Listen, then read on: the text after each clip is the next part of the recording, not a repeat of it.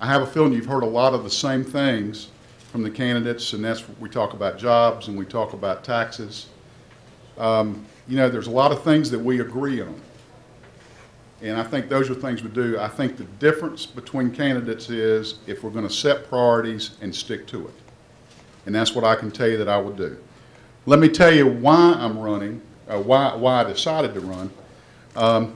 He mentioned I have a 20-year-old son. He just finished his sophomore year at Wingate University, and it hit me when he came home this past spring. I said, he's going to be out of school in 3 years, and what's he going to do?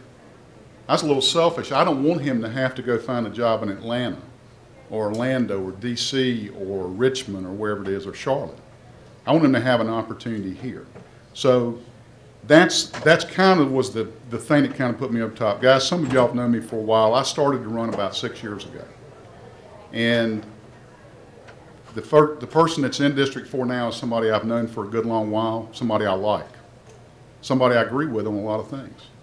But there comes a point in time when you have to change leadership to get new blood. And I think we're at a point where we have got to put priority on our growth of this town. And so that we talk about jobs. The city council can only do things to lay out a good atmosphere and make our staff and the folks that we put our marketing of our area in their hands, make them accountable to do their job. I've served on the Coliseum Commission for 6 years. I've served on the Zoning Commission. The Zoning Commission probably is as close to council meetings, even though it's just really limited to land use issues. I feel like I didn't make everybody happy, but I think we hurt everybody. I thought we were fair. You have people that come before you at the zoning, just like you do at city council, that are regulars, I call them. They're the attorneys, they're the developers, they're people that are doing business with the city at all times. And then there's people that come before you that it's the only time they're ever coming down there. It's whether there's a piece of property being zoned adjacent to them or they've got an issue. And I think you've got to treat those people differently because they're not used to being in front of the council than you do the others. And I feel like I was always fair with them. I think one of the good things that has happened is I think our government's more efficient. And I think that's something we've got to keep in place. Taxes, nobody wants taxes, so how do we avoid that? We've got to make our government more efficient. And then also with growth, the tax base will grow. And it takes the pressure off of the taxes that we have to pay.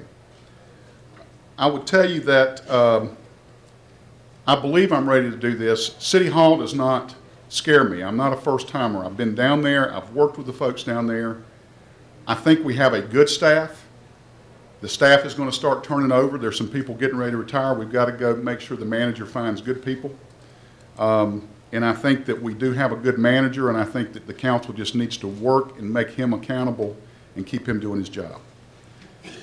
I will tell you, though, my #1 priority is to make sure that we stay on point on the issues that are related to the growth of the city.